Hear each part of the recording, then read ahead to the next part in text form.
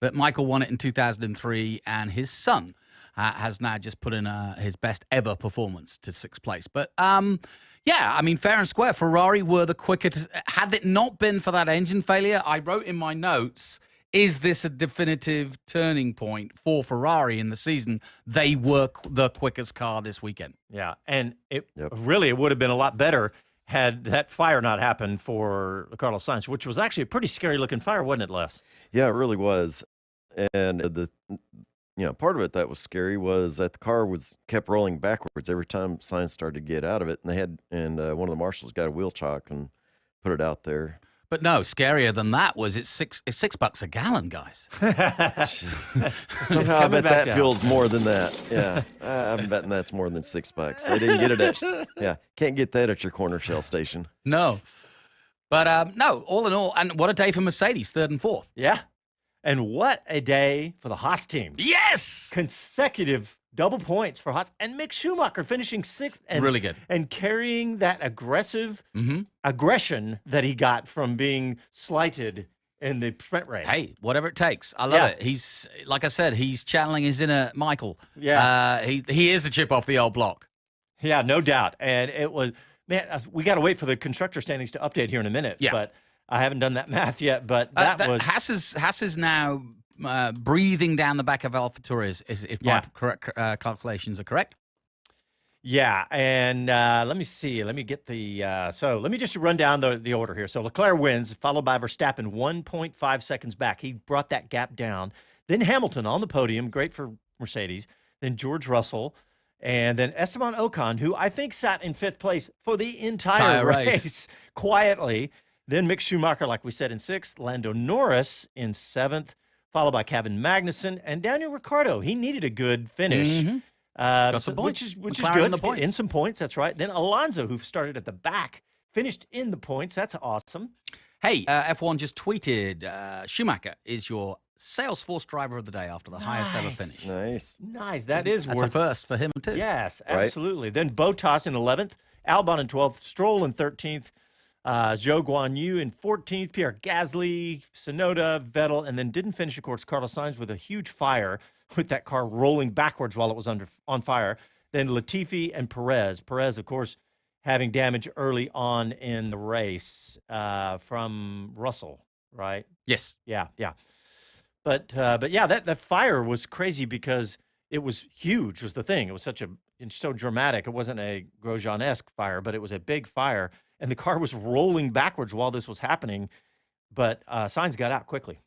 Yeah, I'm sure at some point, all the oil and everything is really what ignited everything to hit the hot surfaces they're usually not on.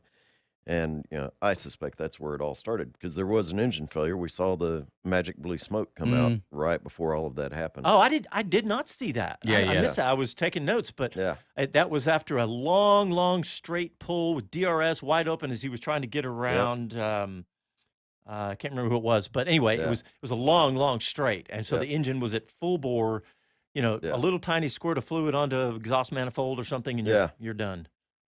So never good with the blue smoke. Yeah. Never good blue smoke, followed by yellow, red, and orange flames. Right. That is fantastic news about Schumacher's driver of the day. Isn't that? Yeah, that's great. Really nice. That is really awesome. Good. He deserves it, too. That was a good drive. He is coming of age right in front of us. I'm really seeing it. And I think, like I said this right at the beginning of the season, Magnussen, the perfect foil for a young guy like that, with so much experience and still under 30 himself, with a lot of time in Formula One to go. Our caller on the pre-show was asking what's the future. Well, I think Haas can stay as is for now, and get Mick up to being one of the most sought after drivers in Formula One if he keeps this up. Yeah, no doubt. And there's going to be a bigger problem with all that because what's going to happen with him? Well, AlphaTauri's the obvious place, but both those drivers are driving well. Yeah. Dixon on YouTube says Logan Sargent now has back-to-back F2 feature race wins. Apparently that's official. Nice. And he does get the win. Well, according to Dixon Smith, we'll quote him and see. We'll have to check that out. But he said, and now second in the championship. That is fantastic. Wow, You know, that's really Dixon's impressive. commented before, and he's pretty reliable. Okay. I'm gonna cast a vote. Oh, Yes. hey, we got guys, America. If you're listening, we have a potential. Mick Schumacher won Formula 2, and look where he is. So, There you go. guys.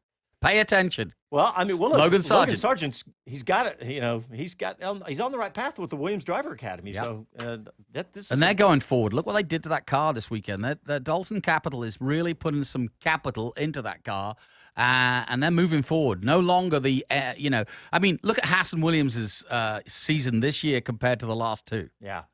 You know what? Dalton Capital's doing what every American was so mad at Haas for not doing, and that is, Spending money? well, no, giving the American drivers a shot. Yes. I mean, how many people? I mean, like you heard Connor Daly come out and just basically trash Haas for not. I mean, I'm torn on that.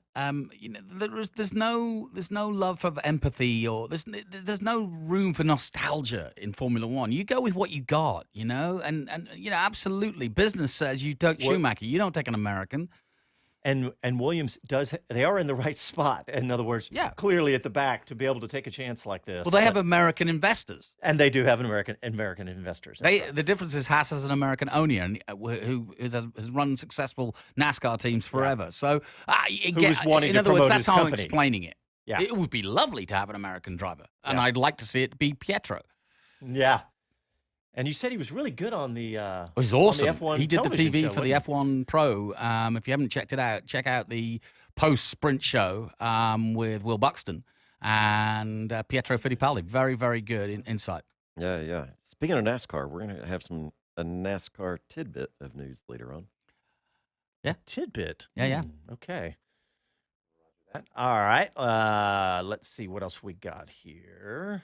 I'm just looking at the finishing order here. What about Lando Norris and Daniel Ricciardo? What do you think of the race today, guys? Well, we heard from Andreas Sidel at the beginning with Chris Medland, and he said, we're basically knocking on the door of the top 10. We just need to move forward. That's what they did. Double points, 7 and Double 8. points. yeah. It's slowly. It's not changing the world, but it's a good result because they've needed one. This is, like I said, this is Lando's track. He always goes well here. He's had a couple of podiums here. So, better, but still the judgment, the jury's out on whether they're turning things around. Yeah. I can't wait Right. to see who Chris Medland gets when he gets up. I'm sure he's getting his mic and everything connected and everything right now. I can't wait to see who he gets for us. So He's got to palm off. He's got to give a check to Pirelli first. now he's got good connection. He does not have to hover around the Pirelli building. To Lily get called from AT&T. She said if we needed help, there's some deals to be had. I thought that was one of y'all's phone for a minute. I was like, what's happening? Talk to Sarah down at Mount Pilot. Okay, you're showing your age there, Les. There you go. And I am too by knowing exactly what you're talking about. Hey, look at Ocon. We talked about how he sat there at fifth. And Ricardo, Alpine car is fast, I was about to say, if things don't go wrong one weekend, they could have a really stellar weekend. Yeah, I can't wait to see And by the way, they're standings. going to France. That's right. So They French, are. French team. They are going to France. Let's see what else besides the. I didn't really get to see. I was frantically tweeting and taking notes. What about Alonso's race, guys? Did we get enough camera time on it? It was a good race because he stayed out for so long on the hard tires. And remember, he started right at the very back. Both, when you think about it, was what was going on pre-race with both Alonso and Hamilton was sensational, given Hamilton made the podium and Alonso made it all the way through. I'd like to have spent on board with Alonso as he carved his way through, because Yes. I bet that would have been exciting. You can go back and do that You on can. F1 TV or whatever. Yes, yeah. you can. Or ESPN. No, you can't get the drivers individual on ESPN TV, but you Right. can on And the. F1 Pro, you can. Yeah. Yeah. Let's see what else. Looking here, Bottas finished 11th. A Bottas 11th, right? Let's see. There's Zhou Guanyu at 14th. But what about all the track limits? That was another major part of this race. I said it would be, wouldn't I? Yeah, you did. I? Actually, you called that. And by the way, an answer to one question on Twitter, when Hamilton got the message that he had a lap deleted, what does that mean in a race? Because we all looked at each other quizzically. And that was William. And the answer is that effectively that's a warning. So that lap is a warning. So you have had that lap deleted, and therefore 2 more, and you will get a 5-second penalty, of which 3 drivers did. Yeah, good question, William Rickard, because we all said, no, that's not. And then we second-guessed ourselves and kind of had to rethink through that. Yeah. But that's exactly right. You know, I bet if that had been a fastest lap, I bet that would have impacted that. Well, and yeah, absolutely. And to be honest, that's the other side of that rule, which is if that was the fastest lap, he would not have got the point. Yep. Because it was deleted. There you go. And that's why it's defined that way. Well, you know, I mean, there were so many. So talk about deleted laps. I'm disappointed in the race director's call back in qualifying and in the practices with Perez getting his laps deleted that got him into Q3. He shouldn't have been there. And then, there was a mix mash of things that just set that up. I just felt like Perez just flat had a bad weekend this weekend, and not all of it was his fault. Yeah, look, they made a mistake on leaving it too long to announce that. Right. That was a mistake by the race direction. But frankly, I've got no sympathy. The track's the track. The limits are the limits. If it was Monaco and he hit the wall, you wouldn't care. You'd say, oh, he hit the wall. The limits are the limits. You've got to have track limits. Otherwise, we've seen it at Coda. You don't put the track limits in, and they're all over. They're off the bar strop. And I'm totally with you on track limits. They are what they are. All right, we're going to take a pause here, and when we come back, we'll continue our coverage of breaking down the Formula One Austrian Grand Prix. Listen to Speed City F1. Back after this.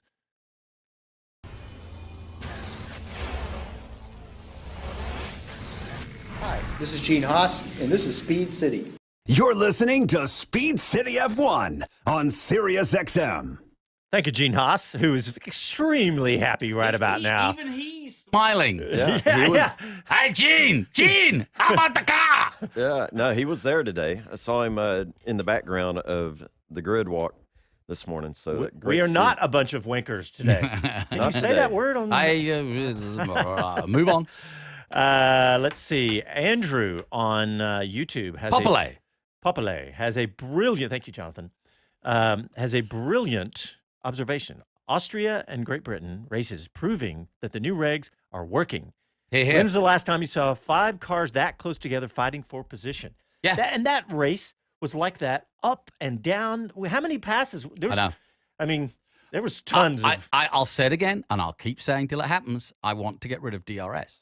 Because we've now created a car, and I know DRS is still a part of what we're doing, but we are getting much closer racing. Now, part of it is DRS, but I just think that we're getting to a point now where we've got cars that can race each other fairly cleanly. These guys are showing why they're the best in the world, because they can race at 170 miles an hour, inch to inch. They're like fighter pilots. Inch to inch, yeah. You watch an aircraft display show and you think, oh, how do they do that? Close. Well, these guys are exactly the same, and they can do it, but we've got to give them the chance to do it. And that is all aerodynamics.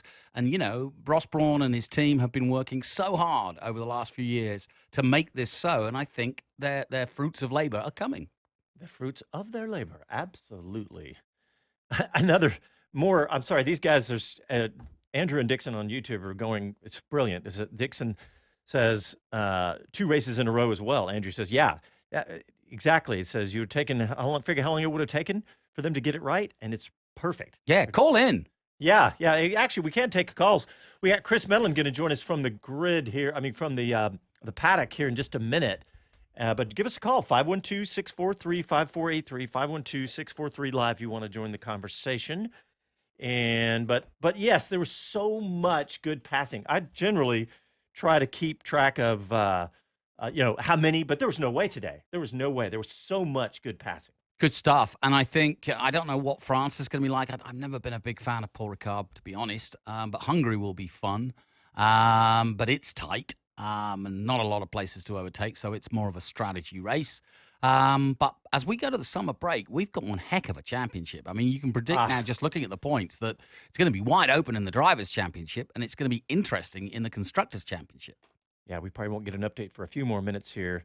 Another good comment. I'm sorry, but maybe they should limit DRS 3 times in a race. There you go. Some sort of... That's where I'm headed. I'm not saying get rid of it because we still could potentially need it in some races to create overtaking because of the way...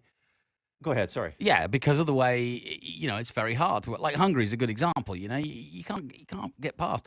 So I just think it's kind of time to get rid of it. Maybe I like that, the 40 seconds of boost. Or exactly what I was going to say. Just like push to pass. Maybe you just limit it. All right, we got a caller on the line. Let's see, who do we have? We got Nate from Richmond, Virginia. Hey, Nate, what'd you think of the race? Hey, guys, I thought it was awesome. I also called in last week on Sunday driving down to the Outer Banks, now driving back. I had to miss those Nice. races. Called about Mercedes again because really putting together another third and fourth with bad circumstances, bad pit stops, everything. I don't know how they keep pulling it out of the bag and scoring good points every week. Yeah, it's funny. They have hovered right there all year long, really. They've stayed in the points. You know how George was a top 5 every single race for the first 7 or 8 races? I mean, It's been great. Yeah. Man, that's great, Nate, that you're in the car. For you, good for, good and bad, but you're in the car. You got to hear all the entire race. Huh? That's awesome. Yes, sir. Well, thank you, guys. Have a good one. All right, thanks, Nate. Travel safe. Drive safe. All right, we got one more caller. We got just a little bit of time, but we got George from Virginia. I think this may be a regular. Hey, George, how are you? Hey, guys. Great race. We're seeing drivers be drivers, and one thing I do want to stress, I'm glad to see Haas making steady improvements. I think that's my main takeaway. So I know it's close to the guest, so I'll just hang up and just say kudos to Haas. Yeah, good for you. And thanks for calling in. Call in at any time. You don't worry about our guests. We want to talk to you. Hey, no, George is right. It hasn't been spectacular from Haas, but it's a continuous, little by little. Yeah. Things look are where we were last stabilizing. Yeah, through this season specifically, things are stabilizing. Things are going right. Well, I mean, but you know why? The reason is there's no upgrades, but Guenther's hugged the whole paddock. Oh, okay. He's hugged the whole paddock. Yeah.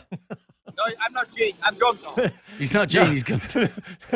No, we need the other clip where he says we've hugged the whole paddock because it sounds like another word. We want that clip. But anyway, let's see what else. You know what? Let's hear from CrowdStrike here real quick because CrowdStrike presents Driven in 60. Our digital world is more than just interconnected. It's interdependent. And because of that, security is a top concern for every organization. The Mercedes-AMG Petronas Formula One team knows they're a potential target for a host of digital attacks, which is why they leverage the CrowdStrike Falcon platform to deploy end-to-end security solutions. CrowdStrike revolutionized cybersecurity by harnessing the speed and power of the cloud to identify and stop the most sophisticated cyber attacks. Our cloud-native Falcon platform protects and defends organizations against increasingly complex threats, so you can have peace of mind to focus on your business momentum, not what's trying to stop it. That's protection that powers you. To learn more and to try CrowdStrike Falcon free today, visit crowdstrike.com/XM. Don't forget the /XM. All right. It sounds like we've got Chris Medland. And Chris, we are going to go to a break real quick. And when we come back, we'll see who you can grab for us. You're listening to Speed City F1. Back after these.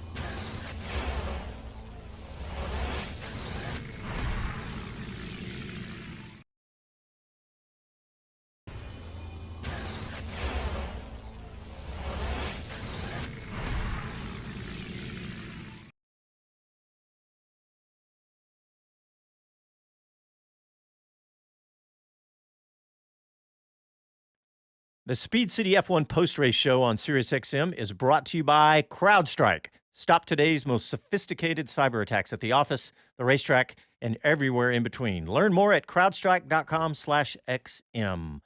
All right. Well, we've got Chris on the grid. Chris, quiet for the moment. Or on the paddock, actually, probably is where he's at. We may have. We had some connection problems, so we'll check back with Chris. But in the meantime, we have a caller. We got another regular. We got Corvette Mike calling from Walterboro, Charleston, South Carolina area. Hey, Mike. How's it going, buddy? Long time. Hey. Yeah, good morning, guys. Been a while. What'd you think of the race? I was kind of hit and miss trying to watch it and do some other things, and seemed to me like it was a really fast-paced race. Yeah, it was. A lot going on. Oh, there was a ton going on, Mike. It was up and down, actually. It was, lots of good racing in the middle and good battles up front. Right. I missed the very beginning, so I had to catch up on what happened to Chico. And it seemed to me, and you guys, I think, were just discussing it, apparently I heard someone mention that maybe the wing and the tire size was causing some visibility issues, but these guys were really struggling with staying within the boundaries on this particular course, so it seemed to me.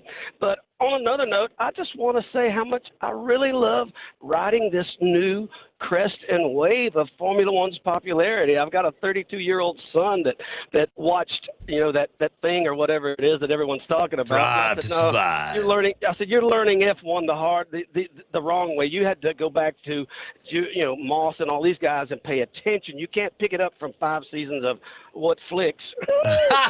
Good call. Good call. Good parenting. Yeah, there you go. You know what, Mike? That leads into another conversation that Paul Bryan brought up on Twitter, and he says the elevation of motorsports in the U.S. is palpable and undeniable. And he said the weekend between F1, IndyCar, NASCAR was all amazing sport, but why? He says many say it's Netflix, Drive to Survive, Igniting America. He's asking everybody what they think, but I think it's undeniably Netflix. I do. You can't deny what's going on. And I was talking to somebody about this the other day. It said, don't you think the pandemic actually helped the situation? Because I know I watch things I wouldn't watch otherwise. Well, that's true. Hey, but also, it's been a sleeping giant. If you've been involved in Formula One for a long time, the mutterings in the paddock were always, why is a world championship not a world championship when we're not in America? We're not in that market, and now we are. Yeah, in a big way. Hey, Chris Medland, it sounds like you're back. You got a good connection? Just loitering near Toto Wolff to see if he'll have a word after what turned out to be a fairly decent day for Mercedes, didn't it? Yeah. Didn't look that competitive, but third and fourth, I think they outscored both Red Bull and Ferrari, technically. So, good point. Yeah, could have been worse. Yeah, I mean, look, it's a caller just called a minute ago talking about how how Mercedes just been hanging in there all season long. The Constructors' Championship, we're waiting on those points to get updated, but they've been there all season. Yeah, absolutely. I mean, it's the consistency that even when a race looks like it's going badly for Mercedes, they pick up good results. That's the impressive part. Chris, it's good to see that the Austrian fans are just the same as they were when I started going there about 20 years ago. They don't care what kind of Rolex they get. They just want Rolexes, right? I think it's more the Dutch fans, but yeah, they were ripping up the advertising boards when they got let onto the track. They all came from halfway up the straight towards turn 3, so they got to sort of run down from there and do sort of turn 1 backwards. And then when they got to the pit straight, they were all taking the Rolex signs off. I think I'm looking at updated Constructors' Championships points here because it's got Red Bull at 359 and Ferrari at 303. That's updated, isn't it, Chris? That sounds right, yeah. Sounds about right to me. I don't have it in front of me, but yeah, they sound like that's a bit of a change from before. Yeah, that's what I'm thinking. Okay, and again, Mercedes hanging in there, just kind of hovering at right below that at 237, and McLaren 81, Alpine 81, Alfa Romeo 34, Haas 34. I hope these are the latest ones. Yeah, Schumacher's gone up to 12 points. Okay, now, good. So that makes sense. Yeah, so what about drivers? He's actually 3 behind the 4-time world champion now. There you go. What about the drivers, Jonathan? So it's now Verstappen 208, Leclerc 170. So definitely within touching distance. That win huge for him. Sergio Perez 151. So only less than 20 points behind his teammate, and then Carlos Sainz on 133. And then George Russell 128. So and Lewis, by the way, 6 on 109. So it drops then by about 50 points. So you can look at the top 6 and say all of them for the second half of the year, including Hamilton, have at least a run at the top 3. Guess who's at number 15? Mick Schumacher. I know. I just said, and look how many points he's behind. Yeah. Oh, look at Vettel. that. 1 point. Wow. No. He's 3 points. 3 points Points behind Vettel. Hey, Chris, did you see that Mick Schumacher driver of the day voted? Rightly so. Great drive from him. I saw him walking the wrong way just now, so I'm going to see if I can go and chase Haas in a little bit. But Toto Wolff is just chatting to some guests who admittedly are far more important than I am because they probably put some form of money into his team. So I'm not going to interrupt that chat right now. And I might actually head down towards Haas because, that was a great day from them. I don't like to blow my own trumpet too much, but I did say on the pre-race preview for F1.com that we're going to get another installment of Max versus Charles, which we got 3 times, and that Haas were chasing double points again, which they got. Yes. There you go. So it's a bad line. We can't hear you. Oh, come on, Chris. They did the same thing to me when I got 2 predictions for the podium right. Hey, Chris, what's your take on Ferrari without the Sainz blow up? 4 Ferrari engines and no question Ferrari with Leclerc were the fastest team out there today. Is this a turning point? I don't know if it's a turning point because we have seen at times where they've had that kind of pace, and what happened with Sainz is what happens. Leclerc should have won in Baku. He should have won in Monaco. He should have won in Barcelona. 2 of those 3 were engine problems that took him out. So I think it's a continuation of some of the form they've had. They genuinely could have won the last 6 races if they'd have hooked it all up. Yeah, true. I'm not saying easily would have done it, but they could have done it. And they finally got it right today. And obviously last time out with Sainz, they got the win as well. So back-to-back wins. Yeah. And let's not forget, this is the first win for Leclerc this season that he didn't start on pole. And since April in Australia. Yeah.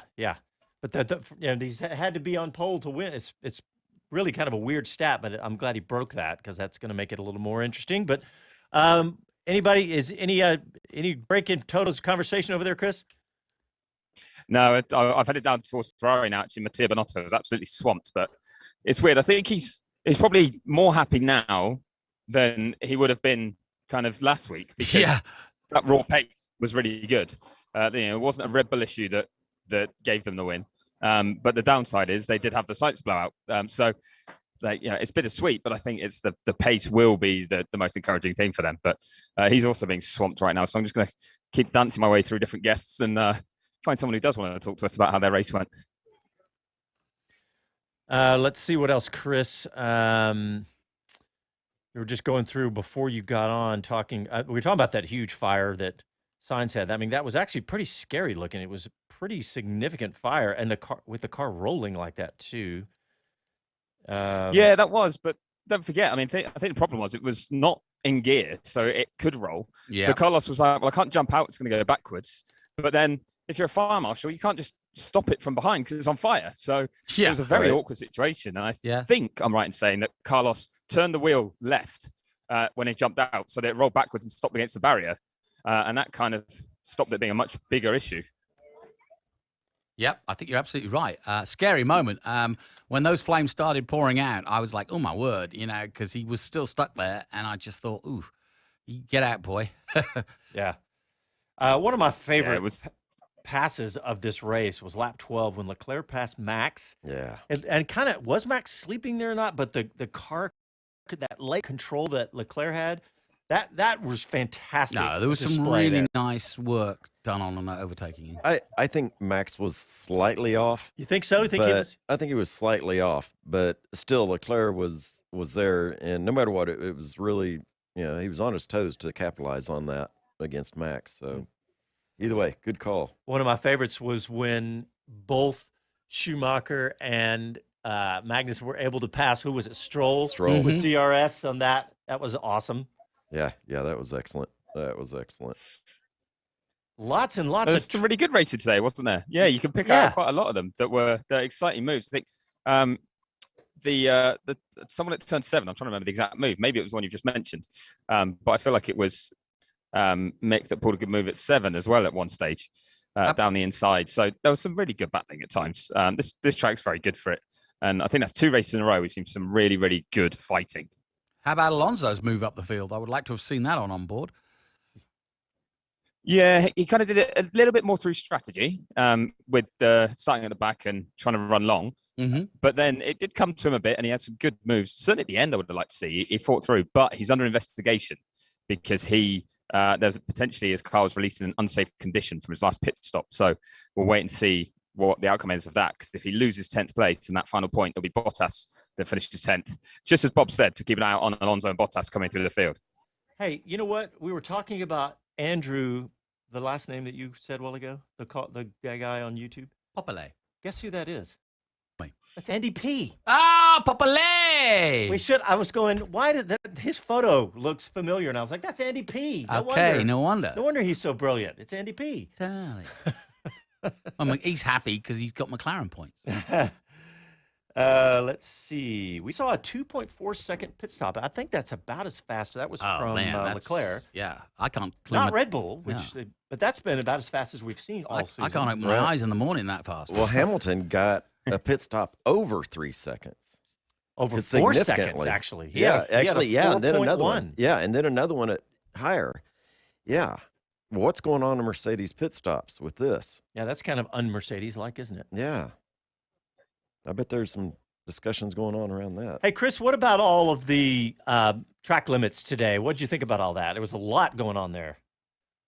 Yeah, they'd been warned about it yesterday, and we saw it in a number of other categories as well, that drivers were getting these warnings. I think part of it comes down to, I think last year, if I remember correctly, early in the race, they push hard, high fuel, heavy cars, wallowing around a little bit more, and they're trying to race, and they just push those limits a bit too far.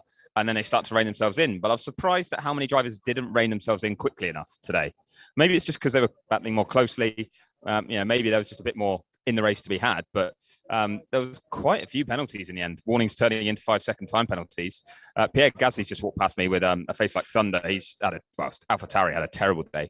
And he got a penalty for contact, didn't he? And then he had the penalty as well for running wide at turn 10, I believe it was the last time he did it. So, yeah, I think it's a sign that these drivers just need to rein it in a bit. I'm actually okay with there being a lot of penalties. You tell them they're the rules, apply them. They'll learn quickly. Yeah, I'm with you, Chris.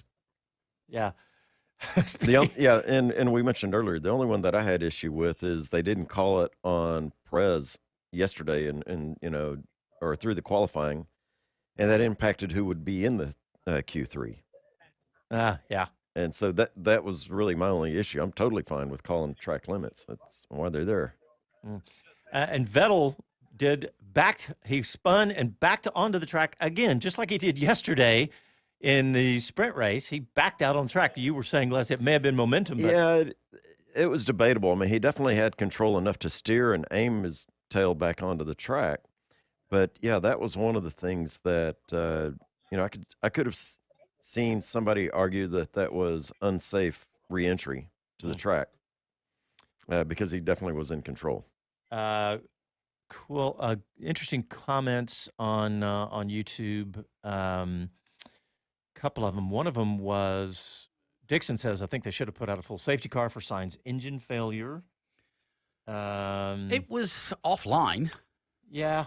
I mean, it's off the track. I think they tend to do a full safety car if you need to bring marshals or equipment onto the track itself. And seeing as he was off track, that's why it would have been VSC. And it was very near a marshal post, wasn't it? Yes. They could wheel it off or crane it off very quickly. Yeah.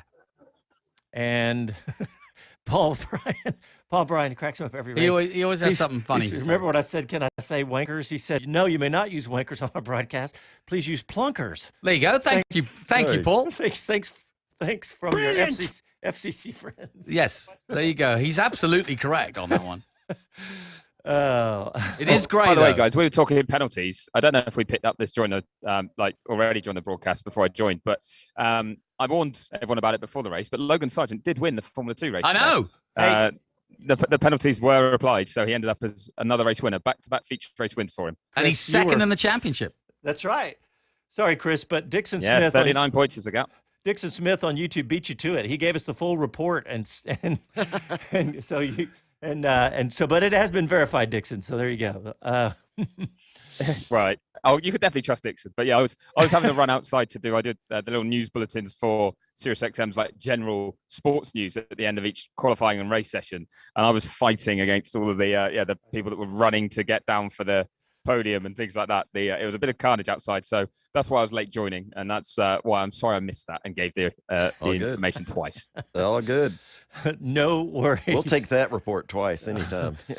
Yeah, Chris, we're just talking about how exciting it is to get these American drivers, with Logan Sargent and Jack Crawford winning in F3. Man, it's nice timing with Netflix and the momentum we've got, isn't it? Absolutely, yeah. And you've got to capitalize on it, but the drivers have to do the job.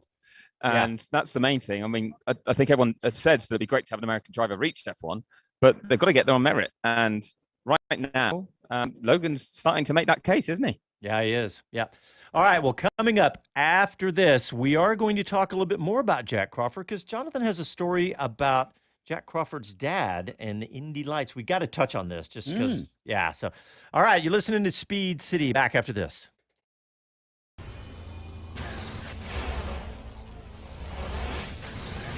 Hi guys, this is Pierre Gasly and you're listening to Speed City. You're listening to Speed City F1 on SiriusXM. All right, welcome back. Gasly sounded downbeat in that. Yeah, and that was 2 years ago. We got Chris Medland. He's chasing Christian Horner, I think, Chris? I am indeed, yeah. I'm lingering. I'm doing that really annoying thing that reporters do when they linger within an eye shot of someone who's already speaking to someone, already doing an interview. But yeah, I'm going to grab Christian in a sec and find out just kind of what happened for their pace today, and see if we can get a reason for Checo's retirement, because I know he was kind of out of the race, but you never know how things can come together. So just wait for a second, see if we can grab him. Yeah, so Christian Horner had also commented this week, we haven't mentioned it, but the budget cap salary, or the budget, went up by 3%. That's right, 3.1. Yeah, relative to the supply chain issues, increased cost, all those kind of things. And he's actually challenging it that was not enough. We need a little bit more to offset that increase. And so, yeah, indeed. Well, one thing that Christian would have probably hoped for more from today was the race result. Christian, what happened to the race pace today? Because I think a lot of people had you down as favourites. Yeah, it was frustrating. I mean, after a good start and good, opening few laps, you could see we were just in a bit more degradation issues than Ferrari, and particularly that first stint was the one that did the damage, because then you're out of sequence. As we converted to a two-stop, Ferrari were able to easily cover. We came back into play at the end of the race, and Max, had great pace at the end of the race, but obviously the damage had been done by then. So it was good. It was still good to finish in P2, a competitive P2, fastest lap. So we've actually reduced the damage to only 5 points over the course of the weekend. So, but plenty of information to look at after today. Yeah, certainly not a disaster, the final result. But why was that you had to switch to a two-stop then? Was the one stop the original target? Just degradation. I think that, we were just harder on the tire today than we expected to be. And I think that, as I say, we need to understand what's caused that. There's a lot of rain overnight as well that could have washed away some of the rubber, but sadly we didn't get to see Checo's pace either. Was that all down to damage picked up in that collision? Yeah, he had a huge amount of floor damage, and it was 2 seconds down, so it didn't make any sense to go any further. And it was frustrating, for Checo. Going around the outside of a Mercedes at turn 4 has not been particularly successful for us the last couple of years. So, but a great shame for him to lose all that. The opportunity to score big points today. Yeah, especially after the recovery from yesterday. But just where do you see yourselves right now against Ferrari then? Because there's been a number of races where Ferrari got it together, as they didn't today with Carlos either.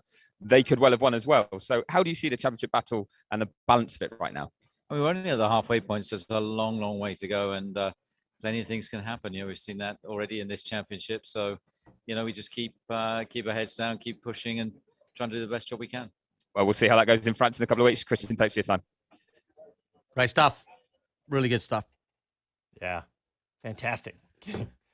Interesting explanation there. And we really are starting to see from Christian and the insights that Chris is giving us how this is starting to bubble up nicely as a real championship chase, and very different than last year with so much more factors, if you will. Oh, absolutely. I mean, I think, don't forget as well, there's times that Mercedes is a factor, which is something we never really saw in terms of 3 teams being a factor last year. Today they weren't, but at the same time, they still scored plenty of points. If it ever does click, I don't think it will now. I think there's just been too many races where they're too far off. But if it ever does properly click, they're not that far off. That's right. So I can see Russell and Hamilton both scoring wins. Well, and I'd say Paul Ricard next up would be one that they could well do it. Yeah, that's a good track that suits them. So, it's another spanner in the works. And I'll tell you, in a sense, just a sense, but in a sense, they got lucky today, Red Bull, because Carlos would have passed. Yeah. They would definitely have passed Max, I think. I'm going to try and do, we got biffed off last time. There we go. Zak Brown is here. And Zak, double points from your guys. That's a good return, isn't it? Yeah, it was a decent day, especially given where we qualified for the sprint race. So I think we kind of crept our way up over the weekend. So next time we need to have a better qualifying. Yeah, but what was good to see was both drivers being competitive. Daniel looked like he fought through well today. Yeah, Daniel drove really well. So that was good to get both cars in the points. It's been a while, I think, since we've done that. So we need more of those weekends. And what do you think will come from Paul Ricard? Because you're strong in places in Silverstone. You think you'll be strong at Paul Ricard? I think we'll be good in Paul Ricard. But maybe I just jinxed it now that I said it. It's all right. It's not on record or anything. Yeah, exactly. Well, Zak, thank you. Well done today. Cheers. Yeah, double points for McLaren, and he's smiling this time. So you could tell he was a bit nervous before the race. He didn't want to put any predictions down or talk to us. He let the team principal do that. But then, after today, I think there's a bit of a sigh of relief from McLaren because, as we said pre-race, they hadn't shown their full hand, but they just had a scrappy weekend up to then. Yep. Good point. Yep. Well, you're on a roll, Chris. You've got half of the team managers so far. Let's see who else I can bump into and annoy. Mattia Binotto's still out, unsurprisingly, because they've won a race. Let's see if we can try and annoy him. But yeah, he seems fairly happy. The problem is he eventually just runs out of time and disappears. So we'll see. We'll try and catch the eye of his press officer, the lovely Sylvia, who will let me know if there's any hope or not. While you're doing that, Chris, I just got a little bit of breaking news. It looks like the Vegas race, it's not full on. It's now saying it's expected to be November 18th. That's Adam Stern.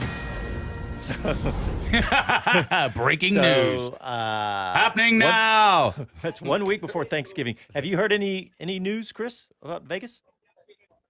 I won't lie. I took my headphones off then to speak to Mattia Binotto's press officer, so I totally missed what you guys just said. Oh, I just said that I saw a tweet from Adam Stern that said Vegas is expected to be November 18th, a week before Thanksgiving. That sounds about right. It was definitely going to be November. And I was also told it might not be Thanksgiving weekend as everyone had jumped on originally. So, that makes sense. We never said it was definitely going to be then. So, they don't need the boost that weekend, do they? And that's when people tend to stay at home. So, they said that a different weekend would have been it. So that would tally. My prediction would be COTA, Mexico, Vegas. Oh, I think so. Yep. Oh, that would be fun, wouldn't it? I tell you, as a Brit who'd have to come and travel for that. Yeah, I think you have to. I won't complain. There you go. We'll get our blow-up mattress ready for you. What's Binotto doing right now? What's happening? So he's got a line of Italian media who are all trying to speak to him because obviously the Italian press like to put pressure on Ferrari, don't they? When they don't do well, but they win, they want to champion it. So he's just speaking to all of those.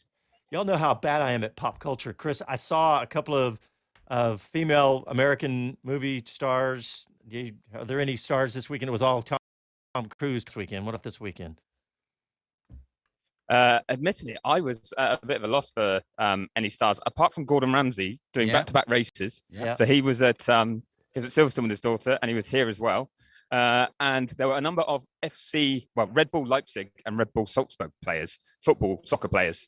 But Zach Shepard and once it gets outside Bell. the English Premier League, I'm lost. Zach Shepard and Kristen Bell. That's who I saw. She's lovely. I saw her. I just couldn't remember her name.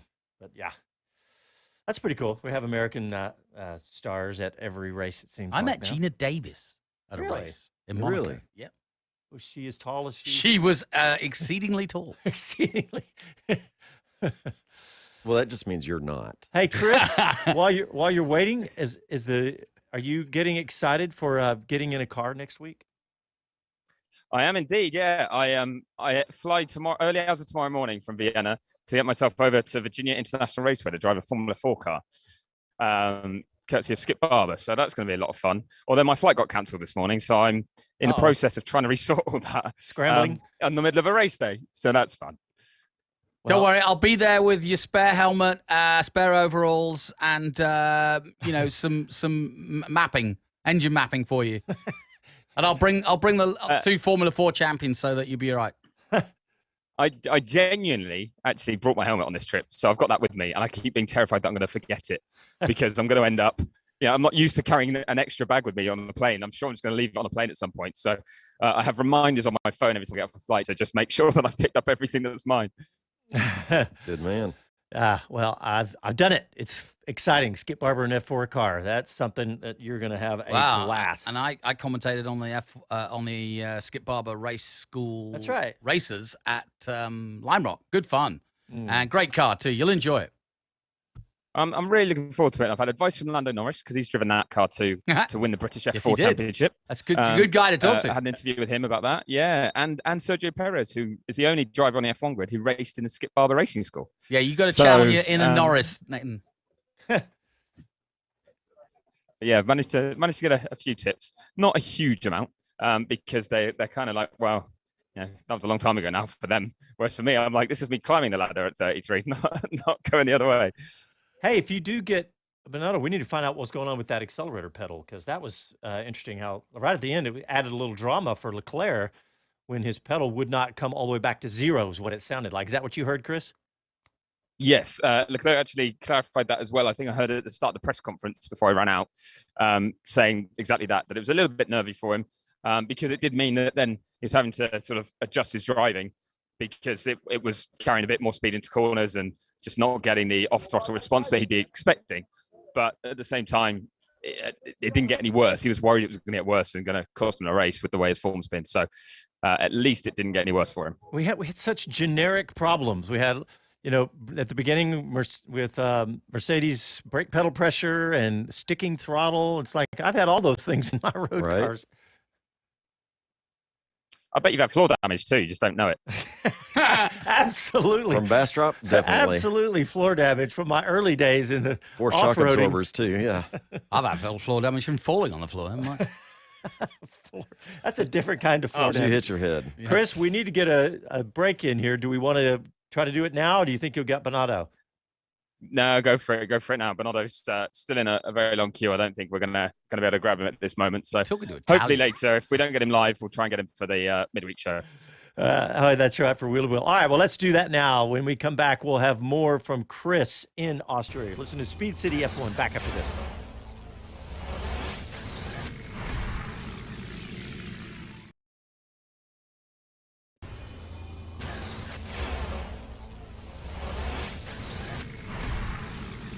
Hi, this is Karun Chandok, and you're listening to Speed City. You're listening to Speed City F1 on SiriusXM. I know one thing I wanted to talk about, and you put it in the show, Doc Les, is Daniel Ricciardo's new TV show for Hulu. Daniel Ricciardo, yeah, teaming up with Disney that owns Hulu, and he's going to do an F1 series. Basically, as I understand it from a couple of different sources, it's somewhat factual based, but definitely elaborated. So don't take it as gospel. Embellished. It's like they'll use situations that have occurred previously in Formula One as kind of some of the fill or some of the topics in it. I mean, he says it's a fictional series. He says that. So, yeah. And so it ought to be pretty cool. Yeah, I'm curious to see what he does with it. Should be interesting. And I'm glad that somebody, here's another series of a legitimate person from the sport doing it, and I appreciate, what Ron Howard did back in the Rush days, that he came in and at least he got in the middle of it and learned it and engaged the right people. He didn't just throw out something. No, he did it right. That was his perception. By the way, sorry to jump in, chaps, but I've also just pulled Otmar Szafnauer down from the Alpine Motorhome to ask about how your day went, Otmar. I mean, Esteban had a very, very good drive, some solid points. Yeah, really good. And so did Fernando. I mean, Esteban did put a foot wrong, had a great race, good pit stop. And Fernando, too, starting from 18th and, 19th even, and finishing in the point. So good drive by both of them. And can I ask what happened with the pit stop that's led to the investigation into Fernando? Because we didn't see anything up in the media center. He came in for a set of new mediums, and when he went out, he said he felt the vibration. So because it was a virtual safety car, we thought, well, you don't lose much by coming in again. You lose about half the time. So because of the vibration, if you have a bad vibration, it can have a big impact on performance. So we thought we'd bring him in, have a look around, and once he was coming in, we had another new set of mediums, So we thought, well, we'll just change to the new set of mediums, have a good look around, and we sent them out again. And I imagine you won't tell me until after that investigation is complete whether that wheel was loose or not. Oh, the wheel wasn't loose. Our mechanisms now are such that the wheel cannot be loose. So once the wheel's on and the nut's done up, it can't come off. But, that's a recent invention and, something we worked hard on over the winter. Well, confident then there'll be no penalty because you've had a few this season where Fernando's been penalised, haven't you? Yeah, Fernando has had a few. I'm confident. It wasn't unsafe. So the penalties for unsafe release and the car was always safe. And how do you just reflect on this weekend then? The points you've scored. I mean, Esteban's good score yesterday too. Fernando, like you say, good recovery after a disappointing sprint. And I guess you've outscored McLaren just? You mean total or this weekend? This weekend. Oh, this weekend we outscored him. Yeah. 3 points yesterday and some more today. I think we outscored him by 6 points this weekend. So pretty good. And on to France next. Team's home race can be a busy one. How do you think you'll go there? Yeah, we should be good in France. Yeah, especially home race. Everyone's buoyant about having a home race. So hopefully a home race advantage. Well, good luck with that. We'll see if it comes off. Otmar, thanks for your time. Oh, nice. No, Fantastic. that's Excellent. Jonathan, you got a text from a world. Oh, wait, you got something else, Chris? Sorry, no, I'm just having an absolute row with one of the press officers from Alpine. I got on pretty well with him, and he's just saying I should have waited because I think Omar's doing a media session at 6 o'clock. But we can't wait, can we? We're live. We can't wait till 6 o'clock, whatever time that is. I don't know. How very dare they? Jonathan, you got a text. I'll tell you what. I'll name and shame him. It was James Lloyd from Alpine. Even though he's now live on American radio.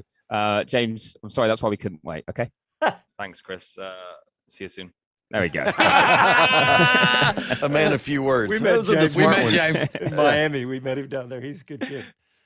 Jonathan got a text from a world champion, Chris. Yeah, nice to have a legend of MotoGP text in. Great race, even better pre and post show on Speed City 34. 34. Kevin Schwantz. Very nice. Nice. Yeah. Very nice, Mr. Schwantz. Thank you. I got a text. Is he off fishing? That's what he does. No, Yeah, he'll probably. yeah. He and Tank. He's living the dream. I got a text from Paul Bryan. He says, this is actually regarding the throttle. It says when Leclerc accused the gas pedal in the final, I'll stop looking at the racing computer data. Only followed through. This isn't great radio. No, I know. I thought it was something. It usually is from Paul. Okay. You guys say that in my ears all the time when I'm talking. Hey, Chris, I got a serious question for you. It's all gone quiet on the Andretti front. Why? Yeah, good question. I think there's been no real movement. I think Andretti have set out their stall and said, look, this is what we are, what we're about. We want in. Can we come in? And Formula One has stood pretty firm and said, look, we're not accepting new entries right now. The FIA have said the same. You'd have to make an absolutely massively compelling case. And I think Formula One sees it that they're happy with 10 teams. They're happy with the way they've come through the pandemic. They want things to settle down.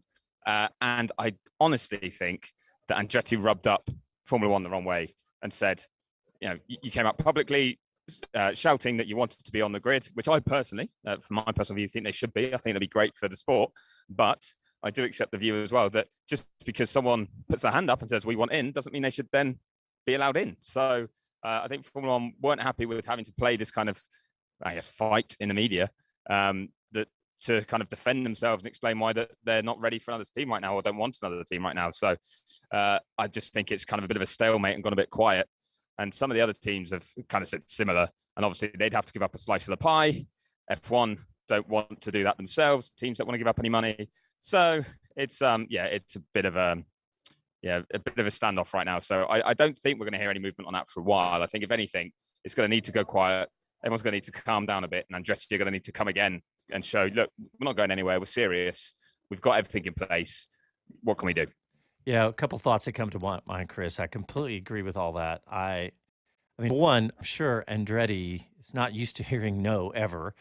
And I think you're right. Even as big as name as Andretti, and as much as we all know they're going to bring to the sport is going through this massive growth. We're talking about, I mean, look at the rumored numbers for ESPN. The rights for television have gone from what, 5 million to 90 million. 90. I mean, and the talk about now per year. That's right. For 3 years. And by the way, I looked at NFL numbers, and they're pretty dramatically. They start with a B instead of an M. So, but also the fact that I mean, yes, it's Andretti, and yes, we know, but the teams, the franchises now, as they call them, never called them that before. They're all so valuable. So that 230 million is not enough anymore. It's just probably not enough. So there's a lot more to this, although I still think that Andretti would absolutely lift the whole thing up. I just don't know. If you'd have said this 3-4 years ago, it would have been a no-brainer. They could have doubled the audience in the United States. I just don't think that could happen now. What were you going to say, Les? I was hoping Chris recalls this detail, but in the 21 Concord agreement, wasn't there an allowance that would allow 2 more teams to join? Yes. But that doesn't mean they will. And the 21 Concord, I'm not sure if they actually did have that number. They had a figure for any team that wanted to, which was $200 million they had to pay to the other teams to come in. It was 2020 we did this one. It's summer 2020 new Concord signed. But then, no, I think what happens is the FIA open up a tender to say, right, we're accepting new applications now for an F1 team. So yeah, actually, it might still be written in from previous agreements that they could go up to 12 or maybe even 13, because we had 13 back in 2009, 2010 time. But if they have said, if the FIA haven't come out and said, we're accepting your entries right now, then it doesn't matter how many teams shout that they want to come in, not just Andretti, but anyone else, then they won't get to. Yeah, that to me is, use Jonathan's words, petulant. You know what? If the grid is set to take 2 more teams in, and you've got Andretti or anybody else there with the money and the creds to be there, why would you not let them be there? Yeah, well, in the race website, the snobbish attitude of existing Formula One teams towards the Andretti project shows that it's still, quote, a European club that sees others as a threat, according to Michael Andretti. So he's not helping his cause by having a go at them, but I also see his point. Let's see. Somebody said on YouTube, great content, guys. You guys deserve a lot more subscribers. Thank you. We appreciate that. We'll take those. Yeah, we'll take them. What's going on around you, Chris? A lot of clearing up right now, actually. It's finally thinning out, which is why I can move around a bit more freely and not lose my hair signal, because I think all the fans have started to leave, having flooded the track earlier. But yeah, starting to quieten down a little bit. Carlos Sainz is just chatting to Roberto Merri, who's people might remember, the Spanish driver who raced in Formula One briefly with Manor. Send him my regards, good mate. Well, Roberto is he was racing this weekend for Campos in Formula 2. Good boy. So he was one of those who was he was unfortunate, actually. He would have finished on the podium in today's race, but got a 5-second time penalty. So that's one of the reasons that Logan then finished 4th on the road, but was on the podium, and then slowly moved up to end up as the winner. But yeah, very impressive comeback actually from Merri to perform that quickly. He filled in at Campos for Ralph Boschung. And it's been a while since Merri's driven a Formula 2 car. It's been even longer since he drove an F1 car. 7 years ago, he was racing an F1. Huh. So yeah, he's just here catching up with people. And it was Carlos he was talking to, but Carlos has now run off to debrief, I believe, to probably find out exactly what went bang in the back of his car. Jonathan, we promised we'd talk about this. We talked earlier about Jack Crawford winning in FIF3. American, lives in Houston, he's in Texas area now. But his dad was talking about Indy Lights team, right? Yeah, I just noticed the headline. It's a story and a non-story, but it's a story because Tim Crawford, Jack's dad, clearly a go-getting businessman, was actually about with Rick Gorn, who's well known in Indy circles, was about to form his own Indy Lights team for next year, but the supply demand of Dallara chassis and so on has put that back, but he still intends to do it and pick it up later in the year. And so he's looking at a European entryway for, to bring drivers over. So he's not getting in the way of Road to Indy. He's not trying to buy a team out. He's trying to bolster Indy Lights, which is great news because it has some fallow years of numbers. in the last few years. So a new Indy Lights team, a bit like Carlin did a couple of years ago, would be really, really good. Rick Gorn, the whole thing is a really good story. And potentially, if Jack doesn't get to where he wants to be, there's always an option for the 17-year-old there. Yeah, that's true. But it's It's exciting. funny you should tell that story right now because I spoke to Tim Crawford earlier today. Off the back of that, Zach, the chat I did with Jack. So he introduced himself and said he's a listener to the show, which is lovely to hear. Hey! Although he probably isn't right now because I think he's probably somewhere near an airport trying to get home. But yeah, he says he goes out and rides his bike and listens to the show. So nice. Tim might well be like hearing Jolly's words there and being like, "Yep, that's what we're planning." Good. But sadly, I didn't get him on record. Go for it. I mean, that is just good news all around for motorsport. Jonathan, NASCAR drivers. NASCAR drivers. Excuse Drum me, roll. Formula One. I'm not going to steal Les's thunder because I know this is his story. But drum roll. 2 drivers at Watkins Glen. One is Kimi Räikkönen. The other. Daniel Kvyat. Yes, that's right. Yeah, that's Daniel right. Kvyat. You got that from the horse's That's mouth right. last year, right? So yeah, speaking to him, he actually, right after the COTA race, headed to Charlotte to try to negotiate and get a seat in it. Sounds like he was successful. He's a brave man. A Russian in NASCAR. Go for it, son. And that's exactly what I said. And I said, I'm not sure how that's going to be received. A Russian driver coming to NASCAR. He's such a good guy, though. He could make it. Yeah, he truly is one of those really friendly guys in the paddock. And he goes, I've got tough skin. I said, well, good deal. But our second NASCAR news. Go on. Chicago has approved to hold a NASCAR race on the streets of Chicago. On the streets. Windy City, here we come. That is astounding to me. My kind of town. I'll go to Chicago for that. Yeah, I would love to do that. Mike, producer, could you do something about his microphone when he's singing? All right, guys, we're going to pause here the action, and when we come back, we'll see who else Chris can grab in the dwindling paddock in Austria. And we got a couple more stories for you, so stick with us. Back after this.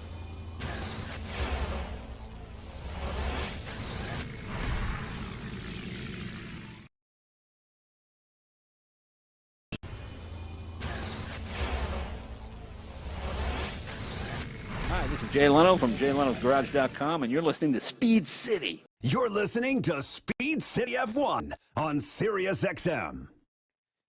All right, well, we were talking about Andretti deal.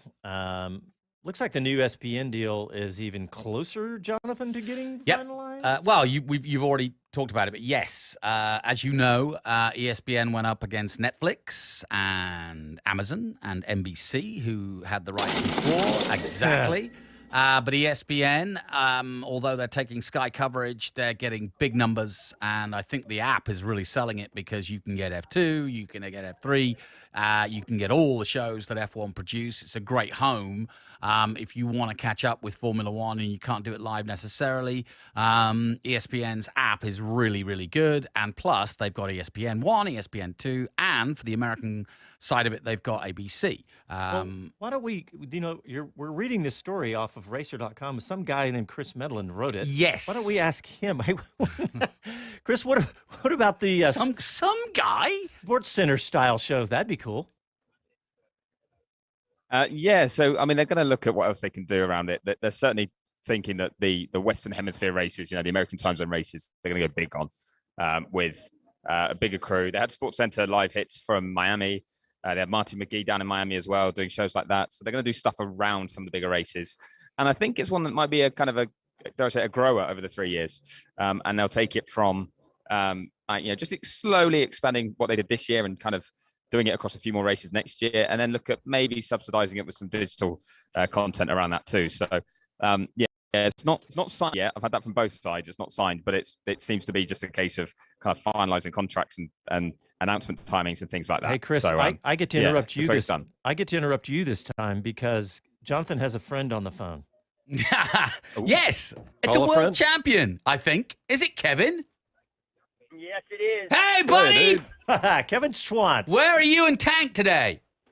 Actually, I'm just getting onto the interstate in Colorado, headed back to Texas. It's just me. I've been dirt bike riding with some buddies up in Crested Butte for the week. You could be pretty handy on a dirt bike. Yeah, and I got to listen. I left press debut at 6 this morning, so just as the race was about to start, it was interesting listening to a Formula One race, and I mean not being able to watch it on TV, but just listen to it and hear so much passing at the front, back and forth, and who was leading, and how well the Ferrari managed, the one that survived anyway, managed to control the race once he got past Verstappen in the beginning. Yeah, no. Well, feeling terrible for interrupting Kevin Schwantz, but does he want to ask a question of Guenther Steiner? Because I've got him right in front of me, and he's waiting for me to ask him a question. So, if Kevin can hear me, what would he ask Guenther Steiner? Who is it? It's Guenther Steiner, team manager of Haas. Yeah, you got a question for him? No, yeah, congratulations. Both cars in the points. Said Schumacher kid's coming around, didn't he? There you go. Well, I'll put it that way to him then. No real question, though. Schumacher kid's coming around, isn't he? Yeah, it looks like. I mean, the last two races were very good. Were very good for the team. Were very good for Mick. So he had 3 strong results because this week we had 2 races, and he was strong yesterday fighting with Lewis. So good for the team. Points for everybody. And I was going to say, was this one perfectly executed compared to the way yesterday went? It looked like no dramas from the outside, or was that an eye view? Was it tough on the pit wall? I don't think there was a drama yesterday. I think people made a drama out of it. We never had the drama, So it was from our side, it was pretty cool yesterday, and it was good today. I mean, I think we always maximize the points the team can make. We are here to make team points for Haas F1 team, and that's what we did yesterday and did today. But everybody did a great job. Well, that's 3 races in a row you scored points if we count Silverstone, the sprint, and then this. Double points in the 2 Grand Prix. Is there a reason why you've suddenly been able to execute with both cars?